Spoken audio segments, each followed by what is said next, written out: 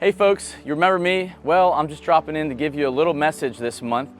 Wondering if you're making out and having success with the aftercare products that we put on the boat. We wanted to shoot a quick video and give you a message about how important it is to do aftercare. And I'm standing on a vessel that's actually about 14 months into our program, and they have an A+ in my mind.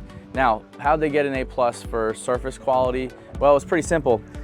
They took all the products that we had on board, they implemented the system, and they took care of business like we had recommended. And it was as simple as using our Drylux towels, the Regenix, and the Detox soap. Now, those three things work so well together to keep what you guys have purchased as far as the ceramic coating at its best, to get you the longest durability, to keep you functioning, and to, of course, keep you looking good on the water.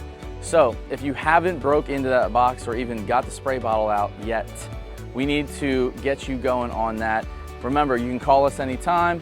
We're right here. We've got a couple videos that you can click and watch about what products go where. Just remember, we're gonna be watching and waiting for you to come in at that annual level, and we'll see how well you did, and we'll give you the grade then.